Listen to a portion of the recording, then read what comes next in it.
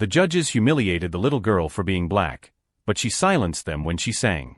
"With all due respect, dear, are you sure you're in the right place?" Judge Harrison's question echoed through the luxurious auditorium of the National Talent Academy like a resounding slap.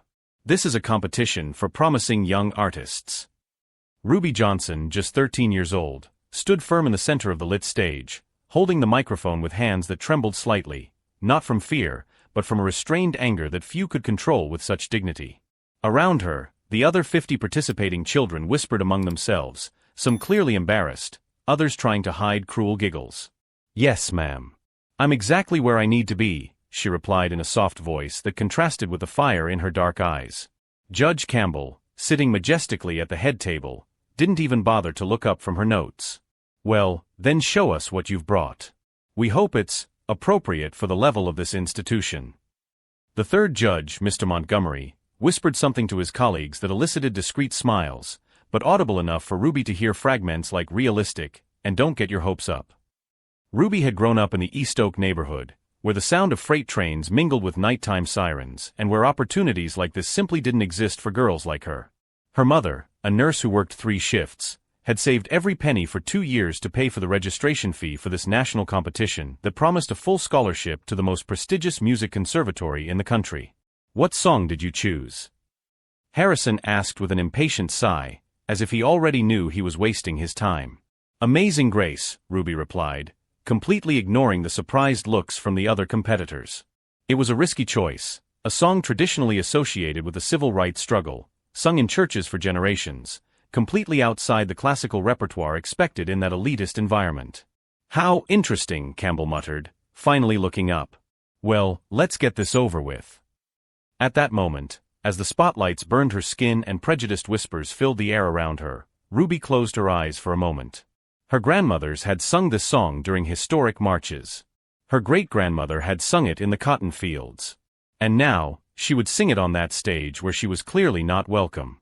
What those judges didn't know was that Ruby hadn't gotten there by chance or luck. In recent weeks, she had discovered something about the National Talent Academy that would change everything, information she kept as a secret trump card, waiting for just the right moment to use it.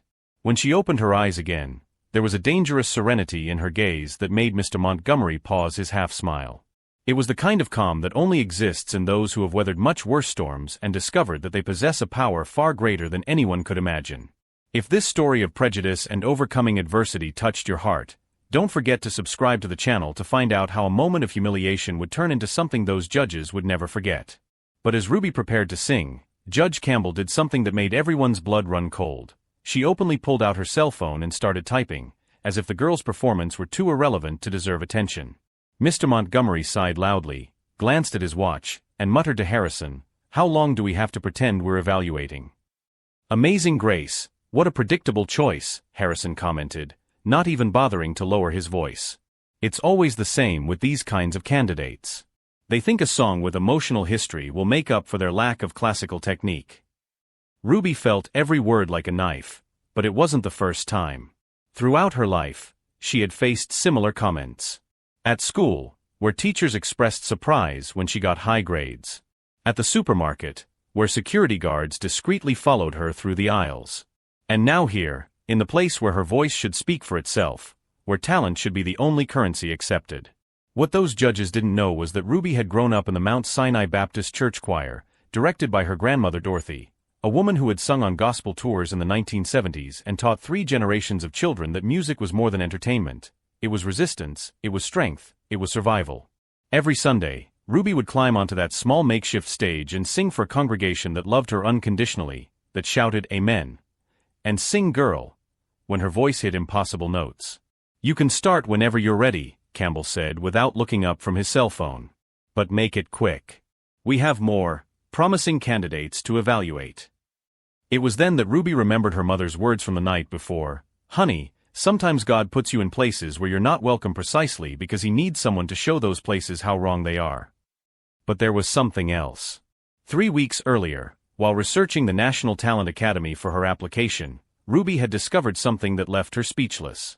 In the institution's publicly available online archives, she found the records of winners from the last 20 years. In 2 decades, only 2 black candidates had been selected, and both in years when the Academy was facing lawsuits for racial discrimination. Even more revealing, she had discovered that Mr. Montgomery, one of the judges now looking at her with disdain, had a son who had been rejected in a similar audition 3 years earlier at another institution, and he had filed a lawsuit alleging bias against white middle-class applicants. The lawsuit was documented in the courts, with Montgomery arguing that forced diversity had hurt his son's chances. Ruby also discovered something about Judge Campbell that would change everything. But that would have to wait for the right moment. "We're waiting," Harrison said, drumming his fingers on the table with irritating impatience. At that moment, Ruby closed her eyes and mentally transported herself to Mount Sinai. She could hear her grandmother's voice. "When you sing to God, child, you are singing with the power of all who came before you. Let them sing through you." When she opened her eyes, there was something different about her posture. No longer the nervous girl who had entered that auditorium, but someone who carried centuries of music, resilience, and strength in her voice. "I'm going to sing now," Ruby said, her voice echoing with an authority that finally made Campbell look up from his cell phone. What those 3 judges didn't know was that they were about to witness not just an audition, but the beginning of something that would forever change the reputation of the National Academy of Talent.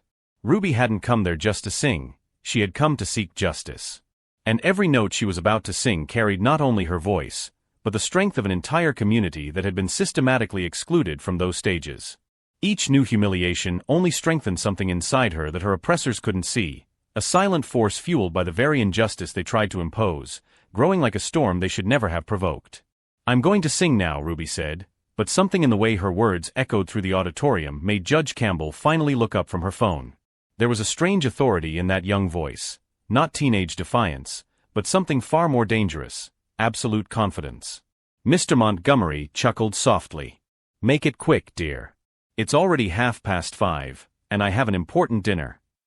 He turned to Harrison and whispered loudly enough for Ruby to hear, "At least when this is over, we can congratulate ourselves for giving diversity a chance. The Ethics Committee will be pleased with our numbers." Ruby closed her eyes for a moment. 3 weeks of meticulous research had revealed much more than she had initially imagined. The discovery about Montgomery's lawsuit was just the beginning. The real bombshell was related to Judge Campbell. 2 weeks earlier, Ruby had found a 1995 newspaper article buried in the digital archives of the municipal library.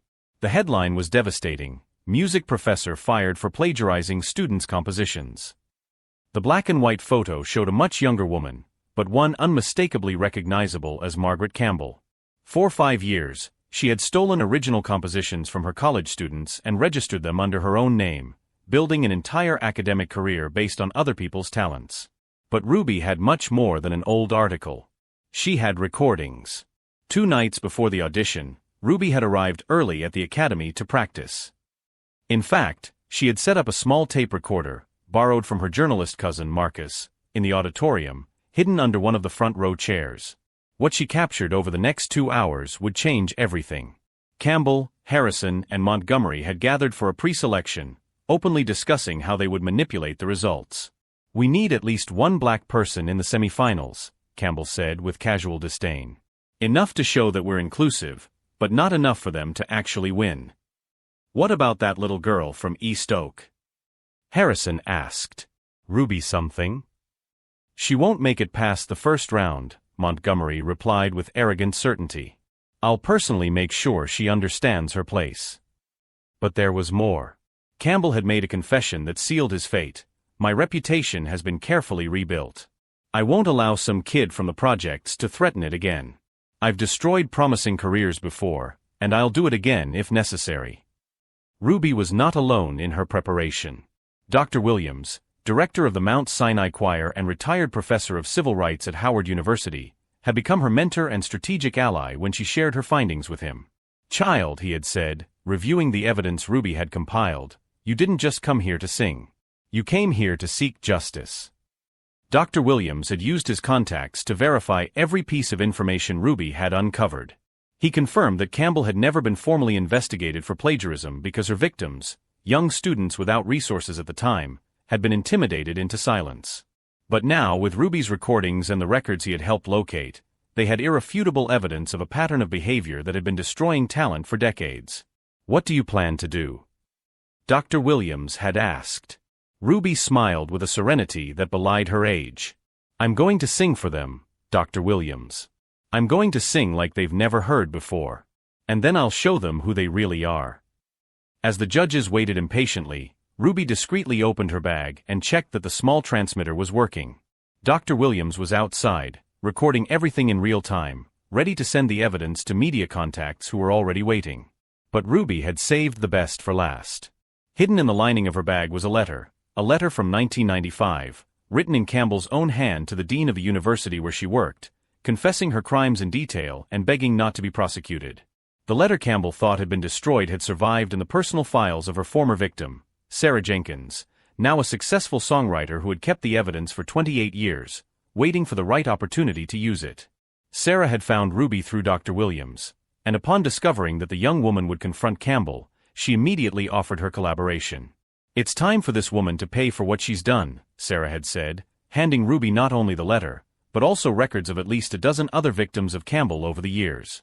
We're waiting, Harrison repeated with growing irritation, but Ruby just smiled.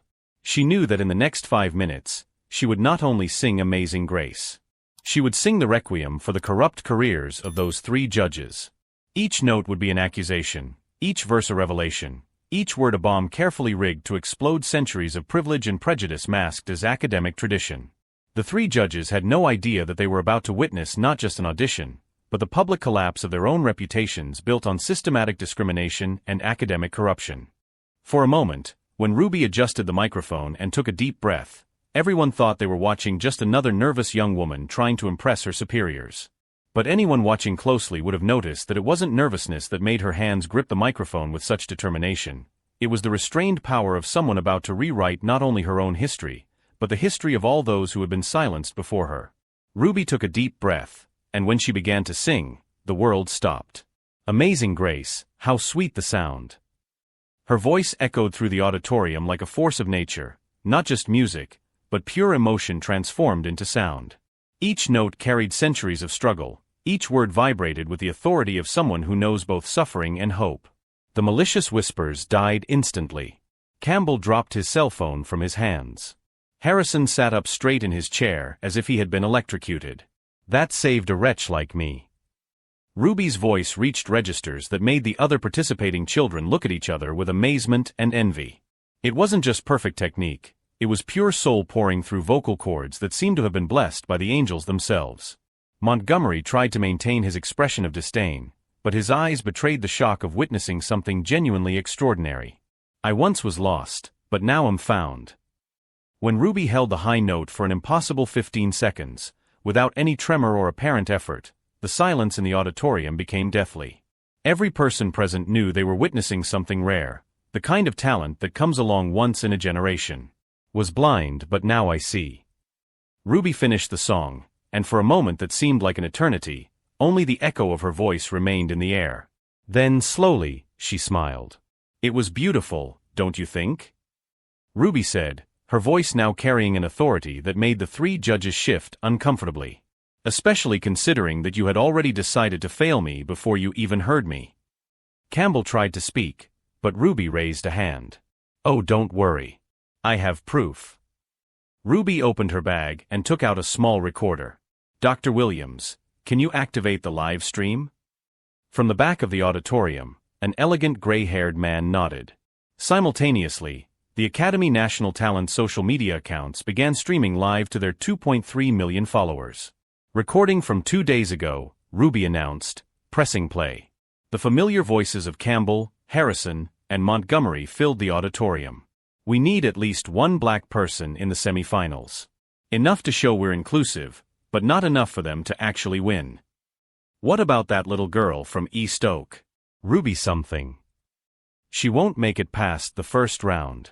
I'll personally make sure she understands her place. Montgomery's face turned gray. Harrison tried to stand up, but his legs failed him. Campbell, however, tried to attack.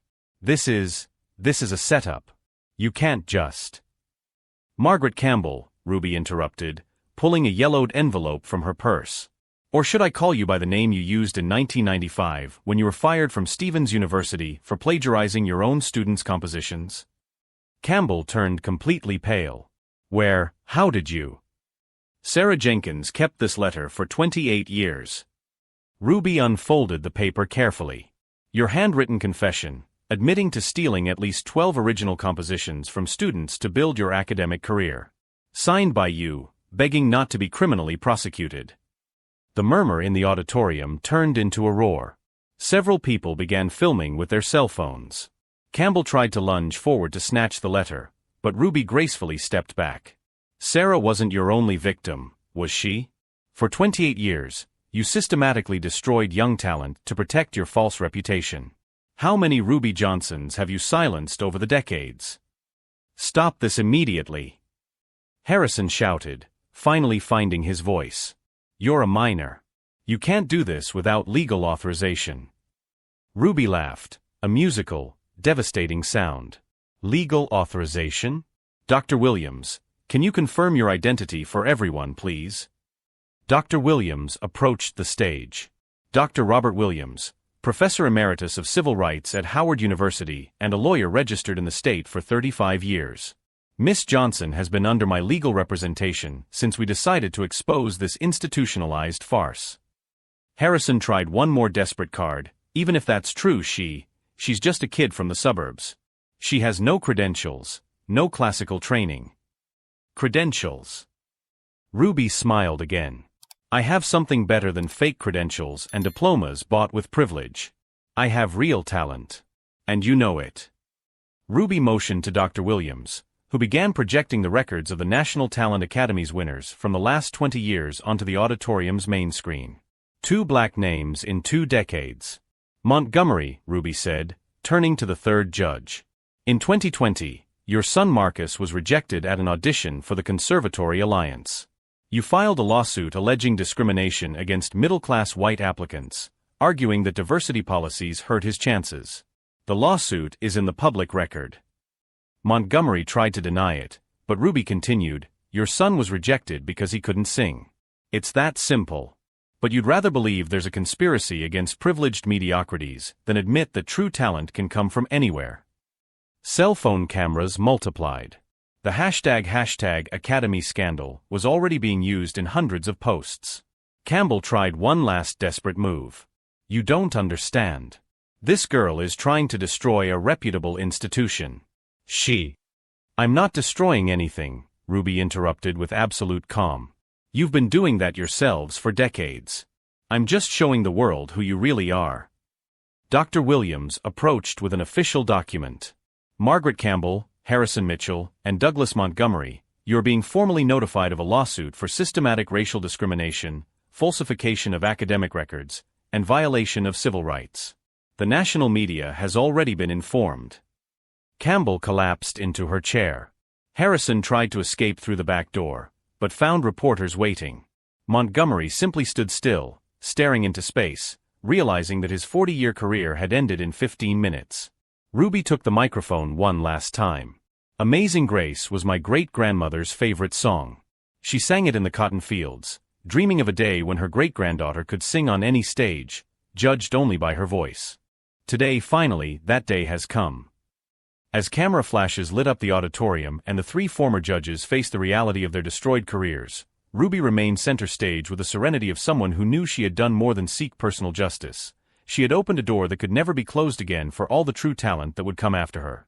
But as chaos ensued around them and the former judges faced the destruction of their reputations, one question remained unanswered. How had a 13-year-old girl from the suburbs managed to orchestrate such a devastatingly perfect exposure, and what else had she discovered about the National Talent Academy that was yet to be revealed?